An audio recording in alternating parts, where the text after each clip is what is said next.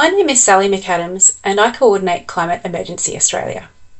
We're about to hear from a number of speakers very briefly about local government action in the climate emergency and about how Climate Emergency Australia can help you to strengthen your council's climate emergency response.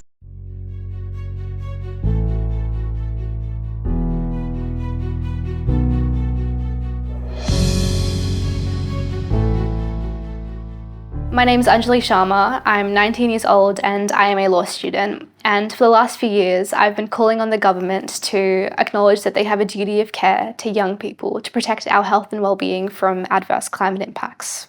The policies that are being debated and passed in Parliament today are the ones that will craft and shape our future. And currently we are up against one that looks to be increasingly unlivable as we face the threat of climate impacts increasing in frequency and in severity. We know that the cost of this will be borne by my generation and the generations to come. So the critical messages in summary and the critical actions is zero emissions at emergency speed within a decade is a crucial time frame. The second is that Earth is clearly already too hot and large-scale carbon drawdown is vital. The third, and we're seeing it now, is that damage is and will become more dangerous before long-term solutions are effective.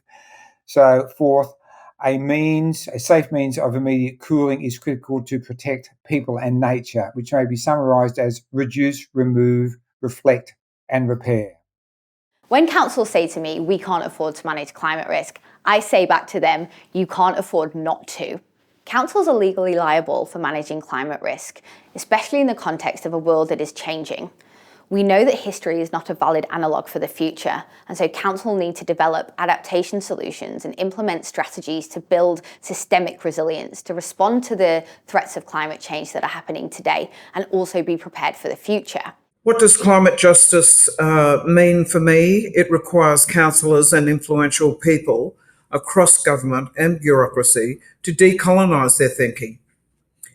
Look at the history, the effects of colonisation, cultural contexts relating to the local area or the region, and also to allow First Nations and Pacific Island peoples to lead in the design and implementation of climate emergency policies.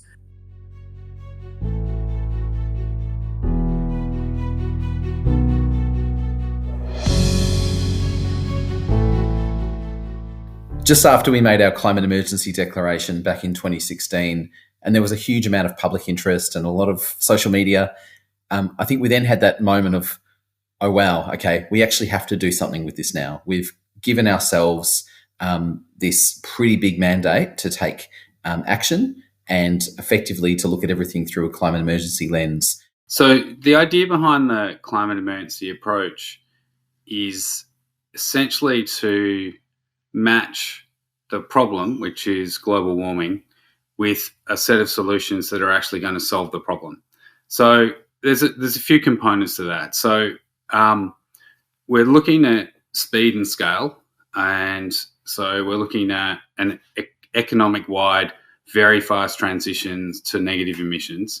So from a local government point of view, what that means is how can we take an approach where the local government's entire business is put through a climate emergency lens.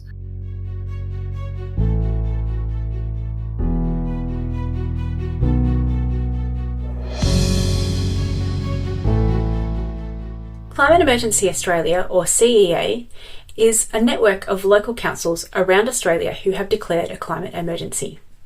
Our role is to advocate on behalf of our members and to build the capacity of the local government sector to respond to the climate emergency. 41 councils are currently members of Climate Emergency Australia, and they are essentially crowdfunding the services that we provide to councils all around the country. So, if you want to strengthen your council's climate emergency response and tap into a network of people around the country who are already working on this so you don't have to reinvent the wheel, go to climateemergencyaustralia.org.au where there are 3 things you can do. Number 1, make sure your council is a member of CEA. Number 2, if you're a senior leader, sign up for the next round of governing in the climate emergency training. And number 3, stay in touch with us by joining our mailing list.